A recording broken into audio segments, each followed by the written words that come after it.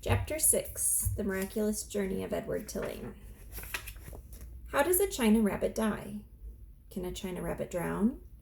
Is my hat still on my head? These were the questions that Edward asked himself as he went sailing out over the blue sea. The sun was high in the sky, and from what seemed to be a very long way away, Edward heard Abilene call his name. "Edward!" she shouted. "Come back!" Come back? Of all the ridiculous things to shout, thought Edward. As he tumbled, ears over tail, through the air, he managed to catch one last glimpse of Abilene. She was standing on the deck of the ship, holding on to the railing with one hand. In her other hand was a lamp. No, it was a ball of fire. No, Edward realized. It was his gold pocket watch that Abilene held in her hand. She was holding it up high, and it was reflecting the light of the sun. My pocket watch, he thought. I need that. And then Abilene disappeared from view, and the rabbit hit the water with such tremendous force that his hat blew off his head. Well, that answers that question, thought Edward as he watched the hat dance away on the wind. And then he began to sink. He sank and sank and sank.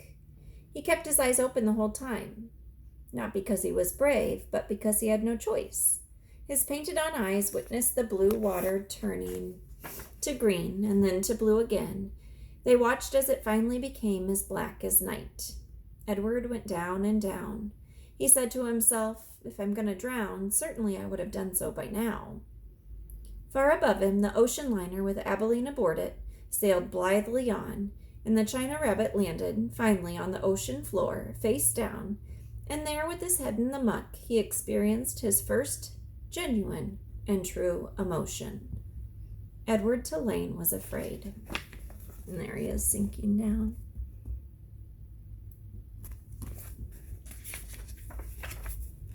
Chapter 7. He told himself that certainly Abilene would come and find him. This, Edward thought, is much like waiting for Abilene to come home from school. I will pretend that I am in the dining room of the house on Egypt Street, waiting for the little hand to move to the 3 and the big hand to land on the 12. If only I had my watch, then I would know for sure. But it doesn't matter. She will be here soon. Very soon. Hours passed. And then days, and weeks, and months. Abilene did not come. Edward, for lack of anything better to do, began to think. He thought about the stars. He remembered what they looked like from his bedroom window. What made them shine so brightly, he wondered. And were they still shining somewhere even though he couldn't see them?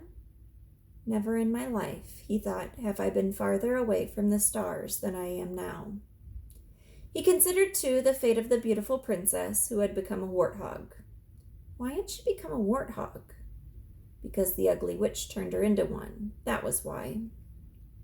And then the rabbit thought about Pellegrina. He felt in some way that he could not explain to himself that she was responsible for what had happened to him. It was almost as if she, and not the boys, who had thrown Edward overboard. She was like the witch in the story. No, she was the witch in the story.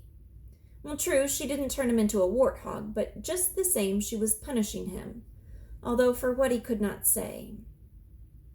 On the 297th day of Edward's ordeal, a storm came. The storm was so powerful that it lifted Edward off the ocean floor and led him in a crazy, wild, and spinning dance. The water pummeled him and lifted him up and shoved him back down. Help! thought Edward. The storm, in its ferocity, actually flung him all the way out of the sea, and the rabbit glimpsed for a moment the light of an angry and bruised sky. The wind rushed through his ears. It sounded to him like Pellegrina laughing. But before he had time to appreciate being above water, he was tossed back down into the depths. Up and down, back and forth he went until the storm wore itself out, and Edward saw that he was beginning again his slow descent to the ocean floor. Oh, help me, he thought. I can't go back there. Help me. But still down he went. Down, down, down. And then suddenly the great wide net of a fisherman reached out and grabbed the rabbit. The net lifted him higher and higher until there was an almost unbearable explosion of light, and Edward was back in the world, lying on the deck of a ship surrounded by fish. "Hey, what's this?" said a voice. "Ain't no fish," said another. "That's for sure." The light was so brilliant that it was hard for Edward to see, but finally shapes appeared out of the light and then faces, and Edward realized that he was looking up at two men, one young and one old. "Looks like some toy," said the grizzled old man.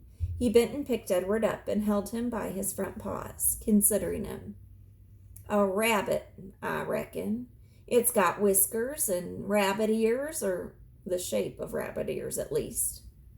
"Yeah, sure, a rabbit toy," said the younger man, and he turned away.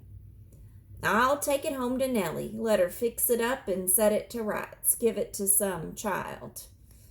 The old man placed Edward carefully on a crate, positioning him so that he was sitting up and could look out at the sea.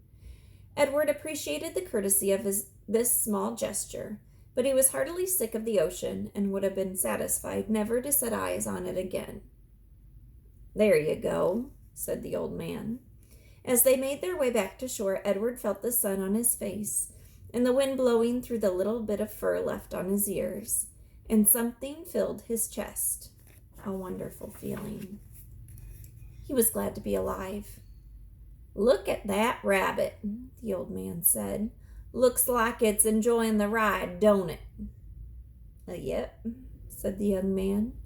In fact, Edward Tulane was so happy to be back among the living that he did not even take umbrage at being referred to as it.